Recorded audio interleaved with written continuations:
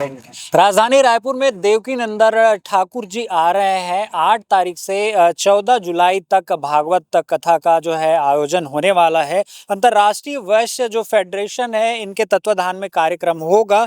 जो है महामंत्री जी हमारे साथ राठी जी हैं, वो पूरा बताएंगे भागवत कथा किस प्रकार से कैसे होने वाला है, क्या कुछ खास होने वाला है। जी देखिए, देवकीनंदन महाराज जी का कार्यक्रम हम लोगों की काफ़ी 1.5 साल से बात चल रही थी कि उनका कार्यक्रम होना चाहिए। आपको मालूम है, प्रदीप मिश्रा जी का लगातार कार्यक्रम हुआ है और उसके बाद से आप देखेंगे छोटे छोटे बच्चे, आज शिवालय में आप जाएंगे तो मैं देखता हूँ 4 साल 5 साल के बच्चे आते हैं और शंकर भगवान को जल चढ़ाते हैं। तो कहीं ना कहीं लोगों की धार्मिक भावनाएं जो हैं बढ़ाने का काम, इस आस्था को बढ़ाने का काम प्रदीप मिश्रा जी ने किया। इसी प्रकार से धीरेन्द्र शास्त्री जी आते हैं। पिछले साल अमृताचार्य जी का कार्यक्रम हुआ था।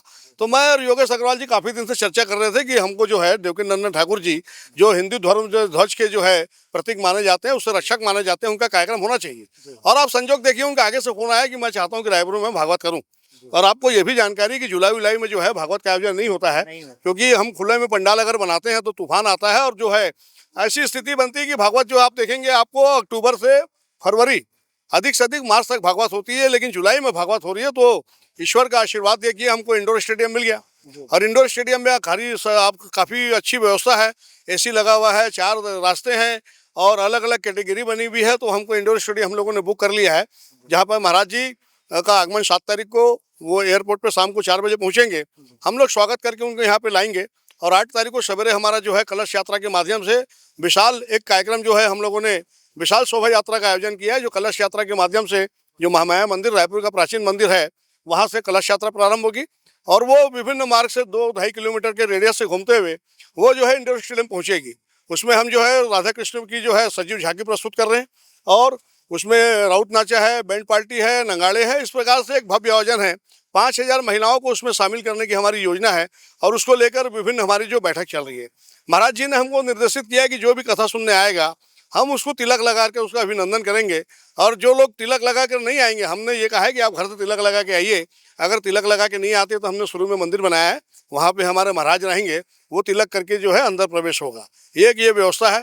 हमने मुख्यमंत्री जी के से आज 2 दिन पहले मुलाकात की, उन्होंने पोस्टर का विमोचन किया। विधानसभा अध्यक्ष जी से हमारी जो है चर्चा हो गई है, उनको निमंत्रण हो गया है, क्योंकि राज्यपाल महोदय बाहर हैं तो उनसे 2 तारीख का समय मिला है। तो राज्यपाल महोदय है, मुख्यमंत्री जी है, विधानसभा अध्यक्ष है, छत्तीसगढ़ शासन के मंत्री हैं, जो हमारे 11 लोकसभा के सांसद हैं, 90 विधायक है, सभी को हम निमंत्रण दे रहे हैं और गणमान्य नागरिक है और छत्तीसगढ़ की जनता सभी इस कार्यक्रम में जो है आनंद लेंगे, धर्म का लाभ लेंगे। और कहीं ना कहीं हम जब इस प्रकार के कार्यक्रम में जाते हैं तो ज्ञान की प्राप्ति होती है और निश्चित रूप से जो है सनातन मजबूत होता है। और महाराज जी जो ठाकुर नंदन महाराज जी की बात कर रहा था, वो लगातार हिंदुत्व को लेकर बात करते हैं कि सनातन बोर्ड की स्थापना होना चाहिए और हिंदुत्व के बहुत सारे विषय को रखते हैं। तो वो व्यक्ति राजधानी रायपुर में आ रहे हैं, ये हम सब के लिए सौभाग्य का विषय है। जी बिल्कुल, पहली बार राजधानी रायपुर में आ रहे हैं ठाकुर जी। जैसे कि आपने बताया कि नो तिलक नो एंट्री, बिना तिलक के किसी को भी प्रवेश नहीं दिया जाएगा। क्या जो आम जो भक्त हैं वो आएंगे कथा सुनने के लिए, उनके लिए क्या कुछ आईडी कार्ड भी बनाया जाएगा? क्या उनको आधार कार्ड जैसे कुछ जरूरी जो कागजात है वो लाना पड़ेगा? नहीं, कोई आईडी की जरूरत नहीं है। खाली महाराज जी का ये निर्देश है कि सनातनी जो है उनको जो है, जो हमारा आज्ञा चक्र है वहाँ पर हम तिलक लगाते हैं तो आदमी का जो है दिमाग जो है ठंडा रहता है, आदमी की बुद्धि बढ़ती है। तो खाली जो है हमारा एक है कि नो तिलक नो एंट्री, बाकी किसी को आधार कार्ड की जरूरत नहीं है। हम जो हमारे कार्यकर्ता हैं, हमारी जो विभिन्न कमेटी है, सफाई कमेटी है और हमारा जो है भोजन कमेटी है, स्वागत कमेटी है, सुरक्षा कमेटी है, पार्किंग कमेटी है, उसमें हमारे जो कार्यकर्ता हैं उनसे हम आधार कार्ड ले रहे हैं और उनका आईडी बना रहे हैं। मीडिया वालों का भी हम आईडी बना रहे हैं कि मीडिया के हमारे किसी साथी को कार्यक्रम स्थल तक आने जाने में किसी प्रकार की परेशानी न हो। तो आप सबके लिए भी जो हमने है आईडी की व्यवस्था की है। आपके गले में एक हमारा आईडी रहेगा, जिसके माध्यम से पता लग जाएगा आप किस प्रेस से हैं, क्या आपका नाम है, और आपकी आसानी से एंट्री हो जाएगी और कार्यक्रम को आप अच्छे से देख भी सकेंगे, सुन भी सकेंगे और आपके माध्यम से छत्तीसगढ़ की जनता देखेगी। और मैं समझता हूँ पूरे छत्तीसगढ़ की जनता को इसका लाभ मिलेगा। हम सब के लिए सौभाग्य का विषय है कि 10 साल बाद हिंदू धर्म ध्वज रक्षक जो है देवकीनंदन महाराज जी का आगमन हो रहा है और हम लोग अंतर्राष्ट्रीय वैश्य फेडरेशन हमारी संस्था उसके माध्यम से इस कार्यक्रम को कर रहे हैं। जी, अंतर्राष्ट्रीय कथावाचक आ रहे हैं, तो ऐसी उम्मीद है कि इस प्रदेश के अलावा अन्य प्रदेश से भी जो भक्त हैं, जो कथावाचक हैं, वो उनके भी आने की उम्मीद है। तो यदि वो आते हैं तो क्या उनके रुकने, खाने इस प्रकार की कुछ व्यवस्था कर रही है फेडरेशन? देखिए, आपने बहुत सही सवाल किया। बहुत सारे लोग हमारे जो महाराज जी के भक्त हैं, जो महाराज जी को फॉलो करते हैं, उनके लगातार फ़ोन आ रहे हैं कि हम भी जो है रायपुर की कथा में शामिल होंगे। तो हमने उनको जो अल्टरनेटिव जगह है, वो बहुत सारे जगह के हम लोगों ने भेज दिया है कि आप आइए, रुकिए। उनकी अपनी व्यवस्था पे वो रुकेंगे, रुकने की व्यवस्था हम नहीं कर रहे हैं। लेकिन हमारे यहाँ जो सुनने की जो व्यवस्था है महाराज जी के श्रीमद् भागवत जो उनके श्रीमुख से होगा, उसके लिए किसी प्रकार का कोई शुल्क नहीं है। हम निःशुल्क पार्किंग की व्यवस्था कर रहे हैं और सारी व्यवस्था निःशुल्क है। उसके लिए किसी प्रकार का कोई शुल्क किसी से नहीं लिया जा रहा है। जी, समय क्या होगी? समय हमारे महाराज जी हम लोगों ने 3:30 का समय दिया है और 2:45 तक एंट्री करेंगे, क्योंकि महाराज जी जब व्यासपीठ में बैठेंगे तो लोगों का आना जाना होगा, तो कहीं ना कथा में व्यवधान होगा। हम जो है 3:45 को एंट्री बंद कर देंगे। 4 बजे महाराज जी जो है व्यासपीठ पर बैठेंगे और 7 बजे और उसके बाद भी जैसा प्रसंग होगा, किसी दिन हो सकता है 7:15 हो जाए, किसी दिन 7:30 हो जाए, तो वो 7 बजे 4 से 7 का समय है और 7 बजे महाआरती का समय है। और आगे पीछे जो समय होगा, किसी दिन कथा ज़्यादा होगी तो कथा ज़्यादा हो जाएगी। जी, जो दैनिक जो भोजन प्रसादी होता है, भंडारा होता है, वो तो रहेगा? देखिए, हम लोग प्रसादी की व्यवस्था किए हैं। जो भी अंदर एंट्री करेगा, हमने बांके बिहारी का मंदिर बनाया है, उस मंदिर से एंट्री करते समय वहीं से उसको प्रसादी दे देंगे। क्योंकि वापसी में जो है, आप जानते हैं कि हर आदमी जब 4 घंटा बैठता है तो उसकी ये जो मानसिकता रहता है कि मैं जल्दी से जल्दी बाहर आऊँ, तो ये वापसी में संभव नहीं है। अंदर प्रवेश करते समय हम प्रसादी की व्यवस्था कर रहे हैं। जी, पोशाक की बात करें तो हिंदू और सनातन का ये कार्यक्रम है, तो क्या कुछ भगवा कपड़ा पहन कर आना है या फिर जो ट्रेडिशनल वेयर है पहन के आना है? कुछ प्रतिबंध है क्या? नहीं नहीं, किसी प्रकार का कोई प्रतिबंध है नहीं है और ना किसी प्रकार का हम ये बोल रहे हैं कि कोई आपको भगवा पहन के आना है। लेकिन शालीन वस्त्र होना चाहिए। विशेषकर महिलाओं के वस्त्र जो है, हमारी जो बच्चियां आती हैं, जी, जी। वो जो है वस्त्र में जो है गरिमा का ध्यान रखें। किसी प्रकार से ऐसा ना लगे कि कोई ये पिक्चर की शूटिंग हो रही है या कोई पिक्चर के लिए हम जा रहे हैं या पिकनिक मनाने जा रहे हैं, ऐसा संदेश नहीं जाना चाहिए। तो हम यही अपील कर रहे हैं कि शालीन वस्त्र, जिसमें हमारी माताएं, हमारी बहनाएं जो है, एक लगता है कि संस्कारी परिवार से है और सनातनी है, उस बात का ध्यान रखना है। बाकी कहीं कोई प्रतिबंध नहीं है, कहीं कोई ड्रेस कोड नहीं है। ठीक है, छत्तीसगढ़ के जो जनता है, भक्त हैं, जो श्रोता हैं, उनसे क्या कुछ कहेंगे? देखिए, मैं समझता हूँ छत्तीसगढ़ के जो हमारे भक्त हैं, जो श्रोता है, जो सनातनी है, उनके लिए एक बहुत अच्छा अवसर है कि हम काफ़ी समय से जिन कथावाचक का, जिन धर्मध्वज रक्षक देवकीनंदन महाराज जी का इंतजार कर रहे थे, उन्होंने रायपुर को आगे से समय दिया है और 8 से 14 जुलाई तक उनकी पहली बार श्रीमद् भागवत कथा हो रही है। यह छत्तीसगढ़ के लिए सौभाग्य का विषय है, हम सबके लिए सौभाग्य का विषय है। मैं आपके माध्यम से छत्तीसगढ़ की जनता से अपील करता हूं कि आप लोग भले ही एक हफ्ता अगर संभव नहीं हो पाता है, क्योंकि आदमी की दिनचर्या ऐसी है कि आदमी बहुत समय नहीं निकाल पाता, तो आपके माध्यम से मैं अपील करता हूँ कि कम से कम एक दिन 8 से 14 जुलाई के बीच में जिस दिन भी समय मिले, एक दिन आकर जो है श्रीमद् भागवत को कथा को सुने और धर्म का लाभ ले।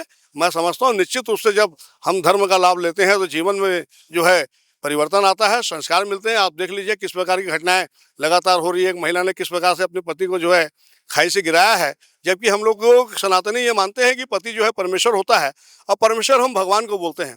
तो कहीं ना कहीं मैं समझता हूँ संस्कार की कमी हो रही है।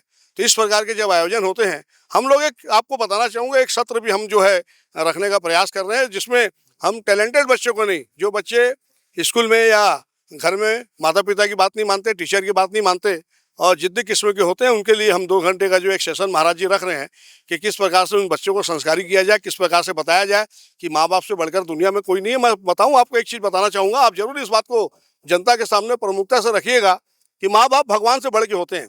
भगवान तो आप देखिए जीवन में हमको दुख भी देता है और खुशी भी देता है, दोनों काम भगवान करता है। लेकिन माँ बाप इकलौते हैं जो बच्चों को खाली खुशी ही खुशी देते हैं।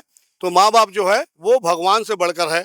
इस बात को मैं आपके माध्यम से चाहता हूँ कि इस बात को प्रचारित करें कि भगवान से बढ़कर कोई दुनिया में है तो माँ बाप है। हम लोग जाके पत्थर की पूजा करते हैं, लेकिन जिस माँ ने, मैं बताना चाहूँगा, मेरे 2 बच्चे हैं। मेरी धर्मपत्नी जब मेरा बच्चा छोटा था तो खाना खाते थे तो उस समय बच्चा का लेटरिन करता था तो जाके पहले लेटरिन को साफ करती थी, उसके बाद खाना खाती थी। आज हम अगर किसी की लेटरिन देख लें तो मैं नहीं समझता उसके बाद खाना खा पाएंगे। लेकिन ये माँ का वात्सल्य है, ये माँ की ममता है कि वो लेटरिन को जाके साफ करने के बाद फिर अनाज को ग्रहण करती है।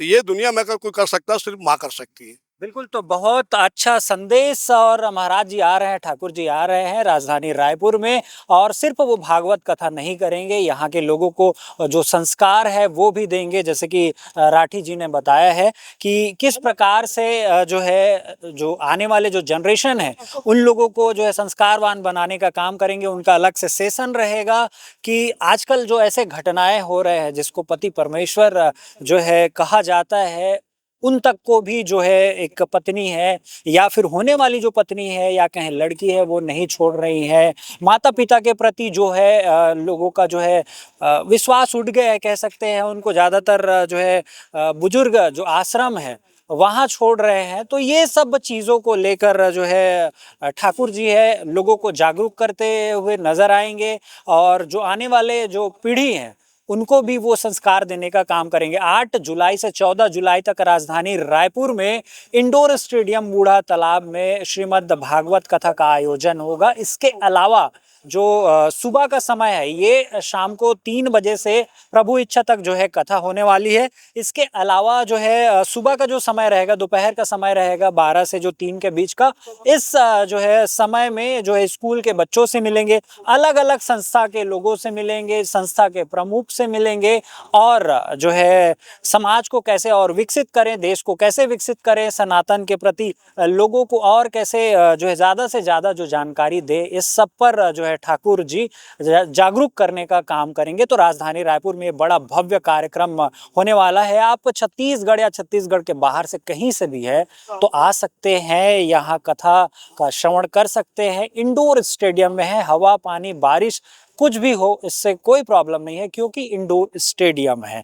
तो आप सभी का स्वागत है, राजधानी रायपुर में आइए। 8 जुलाई से 14 जुलाई तक अंतर्राष्ट्रीय वैश्य फेडरेशन के द्वारा यह कार्यक्रम आयोजित है। ऐसे ही खबरों के लिए बने रहिए श्री राज न्यूज़ के साथ।